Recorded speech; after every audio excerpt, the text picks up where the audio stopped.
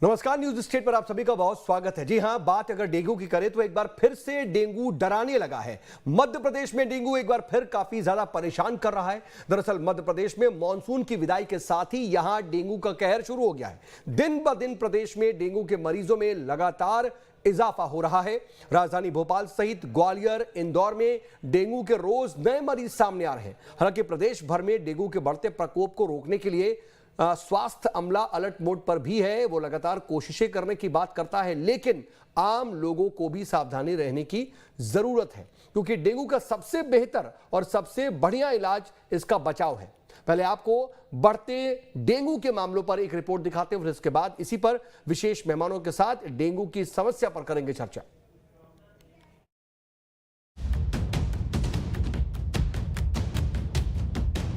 मध्य प्रदेश में मानसून के खत्म होते ही डेंगू के मामलों में तेजी से बढ़ोतरी हो रही है।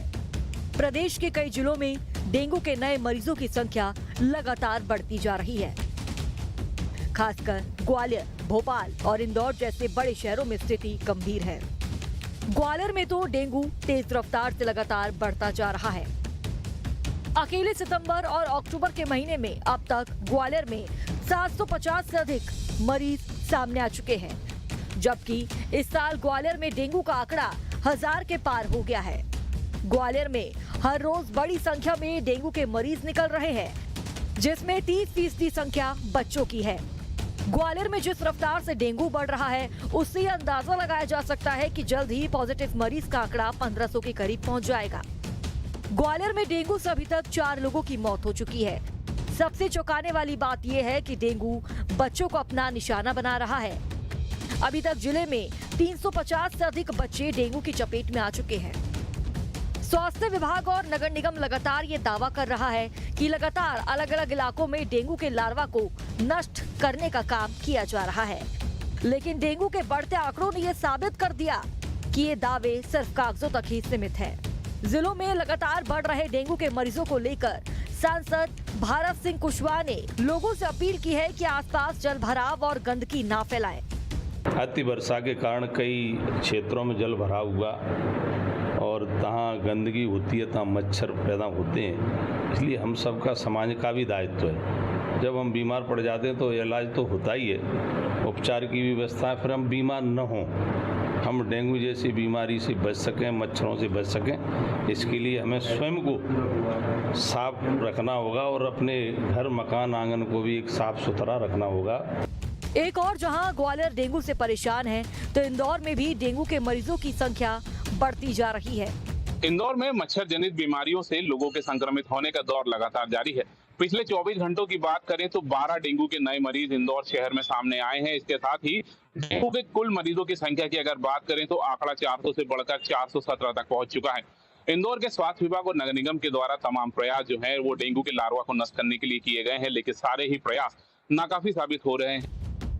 इंदौर में पिछले 24 घंटे में डेंगू के 12 नए मामले सामने आए हैं। इंदौर में डेंगू के मरीजों की संख्या 417 तक पहुंच चुकी है। इसके साथ ही चिकनगुनिया के 20 और मलेरिया के 7 मरीज भी मिले हैं। इंदौर स्वास्थ्य विभाग ने इन बीमारियों के बढ़ते मामलों को लेकर एहतियात बरतने की अपील की है और नागरिकों को सतर्क रहने की सलाह दी है। हमारी मलेरिया विभाग की टीम और नगर निगम की टीम सामंजस्य बिठा के और जहाँ पर भी डेंगू के केसेस मिलती है वहाँ पर उनका सर्वे करती है और साथ ही साथ जहाँ पर लार्वा मिल रहा है, जैसे मान लो ओवर टैंक वगैरह है या फिर पानी का स्टोरेज टैंक है या गमले है, जहाँ पर भी ऐसा पानी का स्टोरेज कहीं ऐसा लग रहा है कि जहाँ लार्वा पैदा हो रहा है तो वहाँ लार्वासाइडल ड्रग्स का भी छिड़काव कर रहे हैं। मध्य प्रदेश की राजधानी भोपाल में भी डेंगू का कहर जारी है। यहाँ अस्पतालों में लगातार डेंगू मरीजों की संख्या बढ़ रही है। भोपाल में डेंगू के 9 नए केस मिले हैं। अब तक भोपाल में 413 डेंगू के मरीज मिल चुके हैं। राजधानी भोपाल में मौसम बदल चुका है, पर डेंगू का कहर अब भी शहर में देखने को मिल रहा है। रोजाना सैकड़ों सैंपलों की जांच हो रही है, जिसमें हर दिन जो है 6 से 7 और या फिर उससे भी ज्यादा मामले सामने आ रहे हैं। आलम यह है कि राजधानी भोपाल के जिला अस्पताल जेपी में जो बेड बनाए गए हैं डेंगू डेडिकेटेड वार्ड में, यह पूरी तरह से फुल हो चुके हैं। और डरा देने वाली बात यह है कि बच्चे सबसे ज्यादा यहाँ पर जो है पीड़ित नजर आ रहे हैं। साफ है मध्य प्रदेश में डेंगू की रफ्तार तेज हो गई है। ऐसे में अगर इसकी रफ्तार पर ब्रेक लगाना है तो जरूरत है कि हम अपने आसपास के इलाकों को साफ सुथरा रखें ताकि गंदा पानी जमा ना हो और उसमें मच्छर पनप ना सके। Team news state.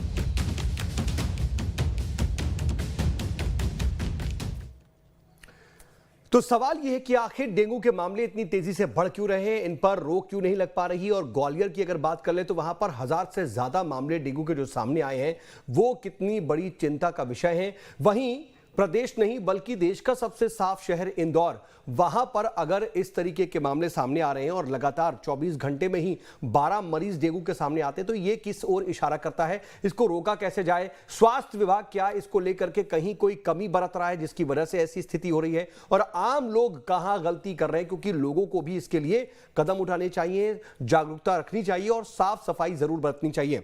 जरा हम तफसील से तमाम चीजों पर बात करेंगे। हमारे साथ बातचीत के लिए खास मेहमानों का एक पैनल जुड़ गया है, उनसे आपका परिचय करा दे। 3 खास मेहमान जुड़े हुए मेरे साथ। इस वक्त 2 खास मेहमान हैं। डॉक्टर MC मिश्रा जी हैं जो कि पूर्व निदेशक है दिल्ली एम्स के। मिश्रा सर आपका बहुत स्वागत है। इसके अलावा डॉक्टर PK अग्रवाल जो कि पूर्व कमिश्नर हैं नगर निगम के, वो भी मेरे साथ जुड़े हुए हैं। अग्रवाल सर आपका भी बहुत बहुत स्वागत है।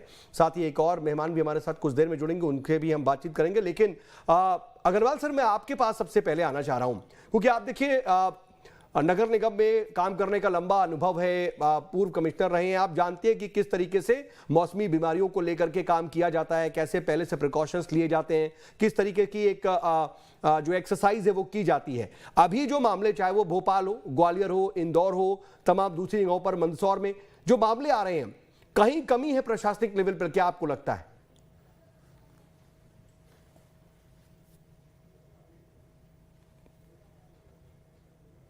एक लेवल पे असफलता है, क्योंकि प्रशासनिक स्तर पर ये सीजन आने के पहले, बरसात ऋतु आने के पहले एक मीटिंग होती है, कवायद होती है और जो प्रिवेंटिव स्टेप्स हैं वो लिए जाते हैं।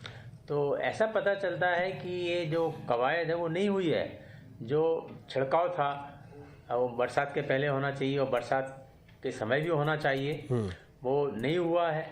क्योंकि ये जो फ्रॉगिंग छिड़काव है वो रेगुलर एक्सरसाइज जो नगर निगम को करना चाहिए। अब इसमें क्या है, बड़ा खर्चा आता है, उसमें बड़ी आजकल DDT की जगह और भी अच्छे वो दवाइयाँ आने लगी हैं। तो ये नगर निगम को सुनिश्चित करना चाहिए कि इस प्रकार के संचारी रोगों के लिए जो पैसा है वो उसी के लिए रहे, ऐसा ना हो और किसी मद में खर्च हो जाए और उसका सही उपयोग हो। जो बीमारी का समय है बरसात के पहले ये सुनिश्चित नहीं किया गया होगा कि हमने वो स्टॉक किया है उन दवाइयों का, जो छिड़काव के लिए जो इंस्ट्रूमेंट आते हैं वो हैं कि नहीं, और जो टीमें लगाई जाने वाली हैं। इसके अतिरिक्त यदि दवाइयाँ और सब छिड़काव के यंत्र दिए गए हैं और लोगों ने नहीं किया है तो उनके विरोध में कार्रवाई होना चाहिए समय पर। जो आजकल जो केसेज हम देख रहे हैं वो तो बड़े भयानक हैं, काफ़ी आ रहे हैं। तो मेरा एक सुझाव ये भी है, ऐसी अवस्था में पूरे प्रशासन को एक साथ जुट जाना चाहिए। मालूम पड़ता है कि हेल्थ डिपार्टमेंट के अकेले काम नहीं चलेगा। तो मैं सोचता हूँ कि एक एपिडेमिक डिसीज एक्ट 1897 का था भारत में, जो कोरोना के समय भी हम लोगों ने कभी कभी उपयोग किया। तो मैं सोचता हूँ मध्य प्रदेश में इसका अगर वो हो जाए, घोषणा हो जाए, तो इससे क्या होगा, सभी विभागों में आपस में कोऑर्डिनेशन और एक चीज में बातचीत होगी और सब एक साथ। हाँ, क्योंकि इसमें वो जहां भी रोकना जी। हाँ, अभी इसमें क्या है कि कम से कम हमें करें, इस प्रकार के केसों को देख के लॉ कमीशन ने ये जो बहुत पुराना एक्ट था ब्रिटिश काल का, वो एक 2020 में एक नए एक्ट का सुझाव दिया है, एपिडेमिक अमेंडमेंट एक्ट। तो मैं सोचता हूँ संसद को इस प्रकार के केस देखते हुए कम से कम वो एक्ट पारित हो जाए। ठीक है, तो कम से कम हम ये कहेंगे। लेकिन सर अब तो आपने कहा कि तमाम जो है कहीं ना कहीं प्रशासनिक लेवल पे शायद चूक है, शायद ऐसा हो रहा है। लेकिन जब बात इंदौर की आती है, इंदौर जैसा शहर जो अपनी सफाई के लिए जाना जाता है, पूरे देश में इसका नंबर 1 स्थान होता है, और डेंगू की जब बात आती है तो भाई गंदे पानी से, सफाई की कमी से ही, तो ये अपने आप में विरोधाभास क्यों दिखता है? इंदौर तो बड़ा डराने वाला है सर, अकेले 12 घंटे में 24 घंटे में 12 मरीज, कुल अगर 417 डेंगू के मरीज, और फिर चिकनगुनिया के भी 20, मलेरिया के भी 7 मरीज इस वक्त एक्टिव लेवल पे।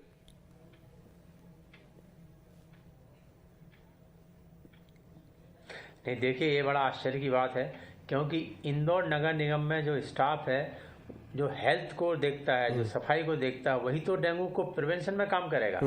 तो काफ़ी स्टाफ है वहाँ पे, बड़ी व्यवस्था है, पूरा वो है, और इंदौर में इस प्रकार के मरीज नहीं आना चाहिए। लेकिन मैं आपको ये बताना चाहता हूँ, एक सफाई करना और डेंगू को रोकना ये दो अलग अलग चीज़ें हैं। क्योंकि इसका बड़ा स्पेसिफिक चीज़ है, बड़ी तकनीकी चीज़ है कि जो पानी कूलर में सफाई वाला पानी मतलब जमा हुआ है, लार्वा जहाँ पे है, तो उसको टैकल करना है। तो वो मैं सोचता हूँ उसके लिए अलग से एक टीम होना चाहिए। इसमें केवल नगर निगम की टीम काम नहीं करेगी। इसमें जो CMO है डिस्ट्रिक्ट का, उसके जो हेल्थ डिपार्टमेंट के ऑफिसर्स हैं उनको भी एसोसिएट होना चाहिए था, क्योंकि बड़ी टेक्निकल चीज़ है कि डेंगू ना हो। और आप सड़कों पे सफाई कर सकते हैं, लेकिन गमलों में, लोगों के कूलर पे जहाँ पे पानी जमा होता है घरों में, वो तो नहीं किया जा सकता। उसमें तो जागरूकता की ज़रूरत है। तो मैं सोचता हूँ आप लोग जो काम कर रहे हैं ये मीडिया से, ये बड़ा अच्छा काम है। और मैं सोचता हूँ कोरोना के समय में मीडिया ने जो काम किया, मैं सोचता हूँ देश में ये बड़ा ही प्रशंसनीय है। और मीडिया ही लोगों के पास खड़ा था, इसलिए लोग आजकल मीडिया को, मैं सोचता हूँ आप बार बार इस बार का डिबेट करते हैं, तो इससे लोगों में जागरूकता तो आएगी, लोग कम से कम।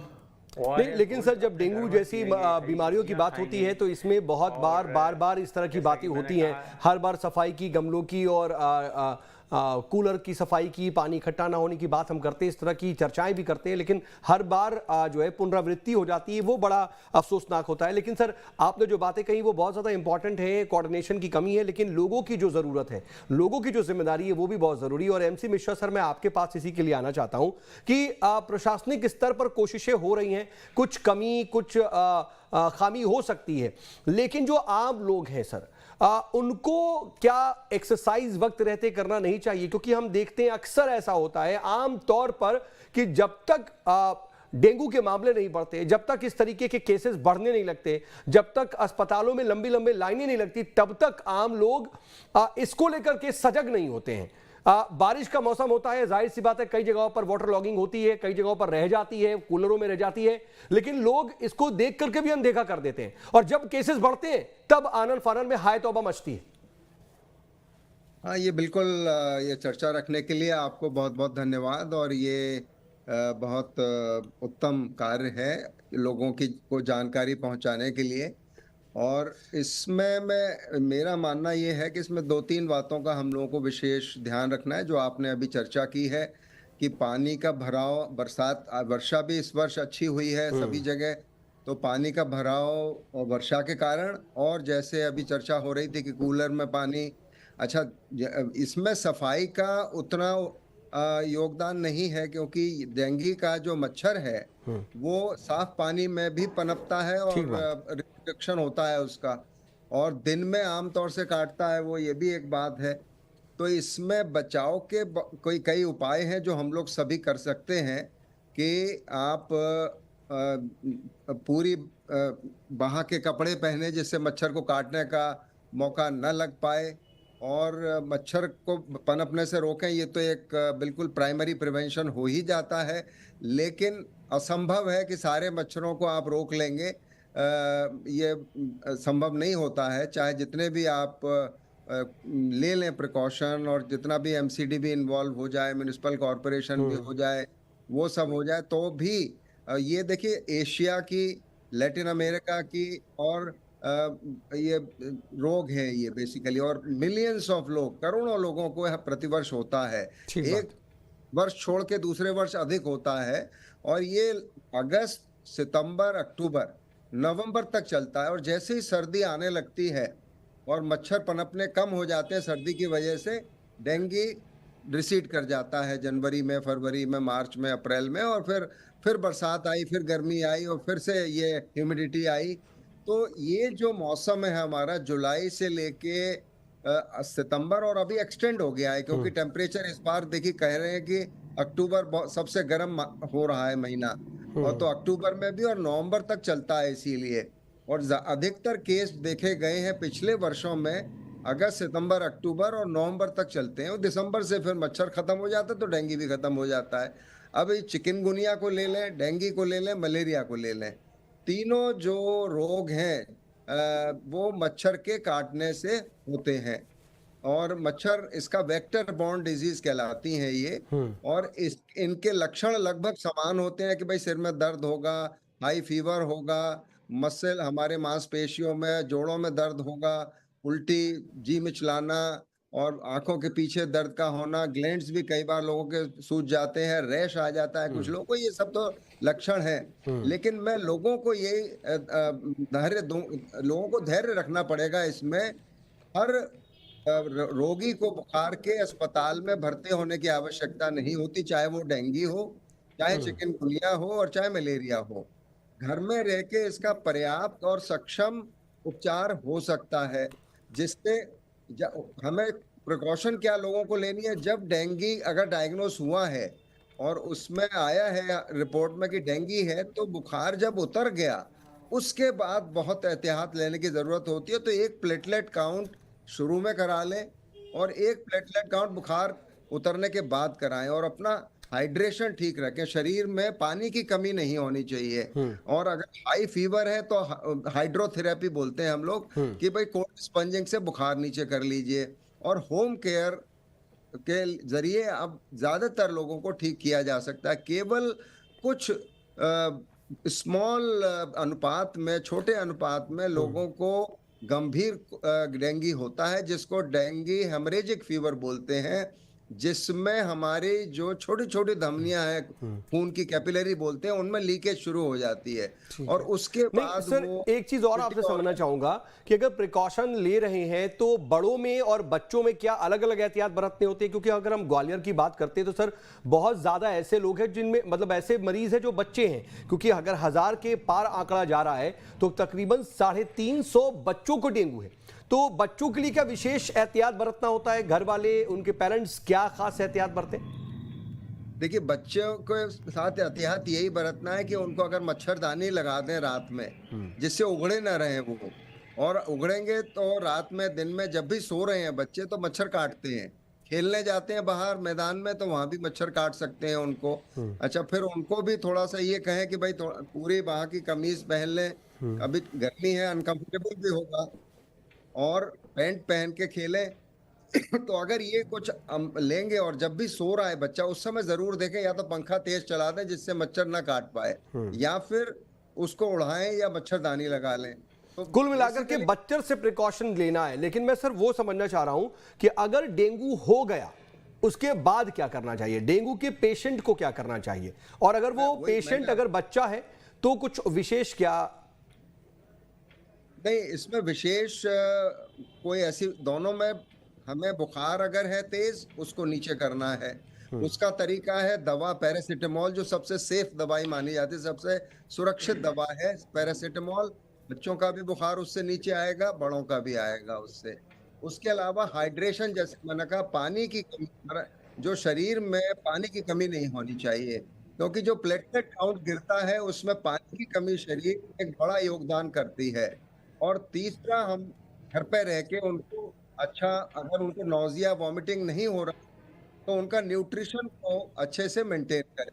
उनको जितना भी जो भी खा सकते हैं वो खिलाएं, अच्छी डाइट खिलाएं। तो मैं समझता हूँ कि अगर ये प्रिकॉशन लेंगे तो फिर बच्चों के लिए भी यही है, बड़ों के लिए भी यही है। ठीक है सर। और मैं फिर से रिपीट करूंगा कि बुखार जब उतर जाए उसके बाद एहतियात लेना सभी के लिए बहुत आवश्यक है, बच्चों को, बड़ों को, क्योंकि उसके बाद प्लेटलेट काउंट गिरता है। और सब प्लेटलेट काउंट्स और कमजोरी, ये दो चीज होती हैं जिसकी वजह से लोग परेशान रहते हैं। और सबका नहीं गिरता है। हाँ। और गिरने की भी एक नंबर होता है, जब हम कहते हैं बहुत गंभीर है, 10,000 और उससे नीचे जब प्लेटलेट काउंट होता है उसको हम थोड़ा गंभीर मानते हैं, और उसमें कई बार प्लेटलेट देने की आवश्यकता पड़ जाती है। अन्यथा प्लेटलेट अपना बढ़ जाता है समय के साथ। केवल हमें हाइड्रेशन मेंटेन करना है, रेस्ट करना है, और अच्छा खाना, भोजन बच्चों को, बड़ों को, सबको देना आवश्यक हो जाता है। ठीक है सर।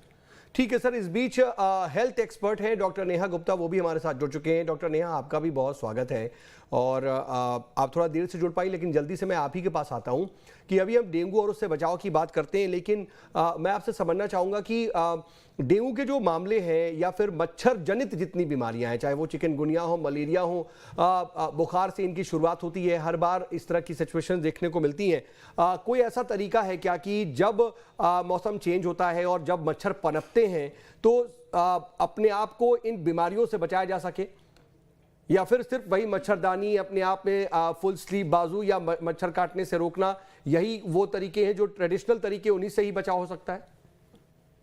देखिए, ट्रेडिशनल तरीके ही सबसे अच्छे हैं प्रोटेक्ट करने के लिए, जैसे कि अपने आप का पर्सनल प्रोटेक्शन, जैसे कि मॉस्किटो नेट या अपने ऊपर मॉस्किटो रेपेलेंट क्रीम्स लगाना, एंड मोस्ट इम्पोर्टेंटली अपने घर में और घर के आसपास पानी का एकत्रित होना रोकना, जैसे कि कोकोनट शेल्स या घर के अंदर मनी प्लांट्स, या अगर बाहर जैसे कोई गड्ढे हो या पिट्स हो जिनके अंदर पानी इकट्ठा हुआ है तो हमें उनके पास जाने अवॉइड करना चाहिए, specially in the day time, क्योंकि they are good breeding grounds for the mosquitoes. ठीक है, तो हमने इस पर बात की थी, मिश्रा सर भी यही बता रहे थे, लेकिन डॉक्टर नेहा, प्रिकॉशन आफ्टरवर्ड्स क्या लेने चाहिए? आपसे भी मैं यही समझना चाहूंगा कि अगर किसी को डेंगू हो गया, बुखार उतर गया है, उसके बाद उनको क्या प्रिकॉशन लेने चाहिए? क्योंकि बहुत ज्यादा मरीज हैं इस वक्त प्रदेश में जिन्हें डेंगू है और शायद वो बुखार तो उतर गया लेकिन प्लेटलेट्स के जो गिर रहे हैं या जो कमजोरी हो रही है, आफ्टर इफेक्ट्स जो होते हैं उससे जूझ रहे हैं, वो क्या करें?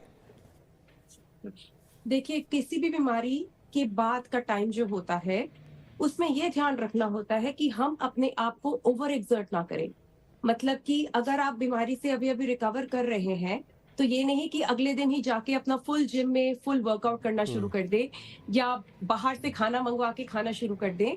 सो you have to let your body recover, उसको टाइम देना चाहिए कि वो अपनी पुरानी स्ट्रेंथ में वापस आ जाए। ठीक है, हो सकता है उसमें कुछ दिन या हफ्ते लग जाए।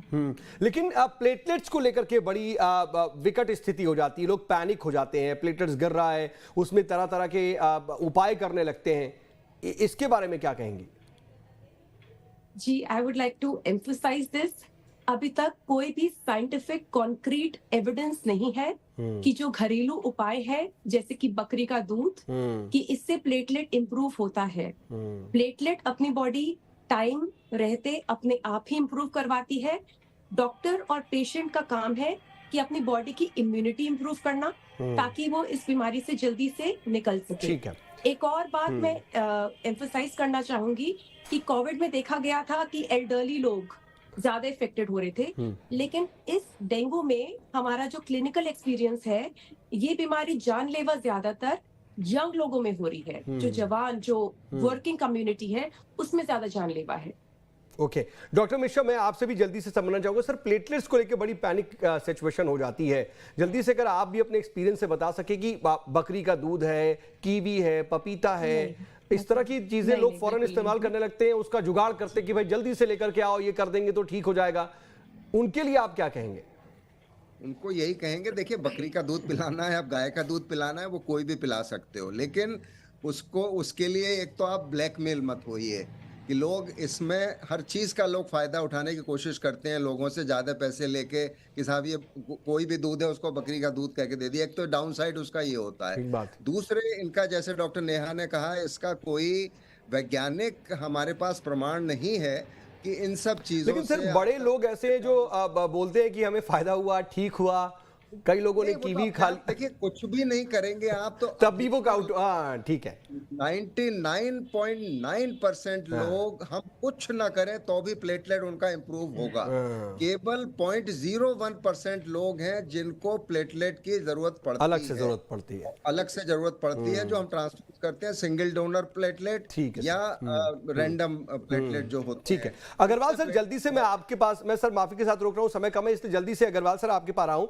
डॉक्टर अग्रवाल, ये तो प्रिकॉशन हो गए कि कैसे कैसे बचें, लेकिन अगर डेंगू हो ही ना, इसके लिए जरूरी है कि मच्छरों को पनपने ना दिया जाए, इसके लिए एक्शन प्लान तैयार होता है लेकिन वो फेल होता है। मैं सर क्या करना चाहिए और क्यों फेल होता है, जरा आप उस पर रोशनी डाल पाए, क्योंकि अगर मच्छर होंगे ही नहीं तो मरीज भी कम होंगे। देखिए, दिल्ली सरकार ने दिल्ली सरकार ने बहुत अच्छे कदम उठाए हैं। उनका जो प्रशासन है, मध्य प्रदेश सरकार को जाना चाहिए और दिल्ली सरकार से इस बारे में सीखना चाहिए। और मध्य प्रदेश सरकार को उत्तर प्रदेश सरकार से सीखना चाहिए कि प्रचार प्रसार करें। मुझे आश्चर्य है कि मध्य प्रदेश सरकार ये डेंगू से बचने की कोई भी पब्लिसिटी नहीं कर रही है। विविध भारती है, इतने बड़े चैनल हैं, टीवी चैनल हैं, तो बड़े पैमाने पे इन्हें प्रचार प्रसार आप कर रहे हैं, अपनी मीडिया से डिबेट कर रहे हैं और कोई नहीं कर रहा है। और दूसरा, छत्तीसगढ़ प्रशासन को मैं धन्यवाद देना चाहूँगा कि उन्होंने 16-17 लाख मच्छरदानियाँ डिस्ट्रीब्यूट की हैं, मतलब बांटी हैं। तो मैं सोचता हूँ कि गरीबों में फौरन मच्छरदानियाँ बांटे मध्य प्रदेश सरकार। और मैंने तो मतलब प्रशासनिक स्तर पर भी इस पर काम करने की जरूरत है। आप तो देखिए अनुभवी आदमी है सर, और आप अपनी नजर से हाँ इसको समझ रहे हैं कि कहीं ना कहीं खामियां हैं और उन खामियों पर कहीं ना कहीं ध्यान देने की जरूरत है। उसको कहीं ना कहीं इंगित करके उस पर काम अगर किया जाए तो शायद डेंगू पनपेगा ही नहीं। फॉगिंग हो, पानी कहीं इकट्ठा है तो उसमें जो छिड़काव होते हैं वो तमाम चीजें वक्त रहते हैं, और उसका प्रचार प्रसार भी जरूरी है। एक एक्शन प्लान पर काम करना जरूरी है। कहीं कमी है वो आप बार बार इंगित कर रहे हैं और उस पर मुझे लगता है कि प्रशासन को और सरकार को दोनों को ध्यान देना चाहिए। अब समय इजाजत नहीं दे रहा, इसलिए आगे नहीं बढ़ पाएंगे। सर, आप सभी हमारे साथ जुड़े, चर्चा में शामिल हुए, इसके लिए आपका बहुत बहुत शुक्रिया। प्रशासनिक स्तर पर जो काम होने हैं वो उसके लिए तो हम लगातार अपील कर ही रहे हैं, लेकिन आप लोगों से भी ये अपील है कि आप लोग भी कहीं पर भी पानी इकट्ठा ना होने दें, अपनी तौर पर जागरूकता जरूर बरतें और मच्छरों के काटने से अपने आप को जरूर बचाते रहें। फिलहाल वक्त एक बहुत छोटे से ब्रेक का हो चला है।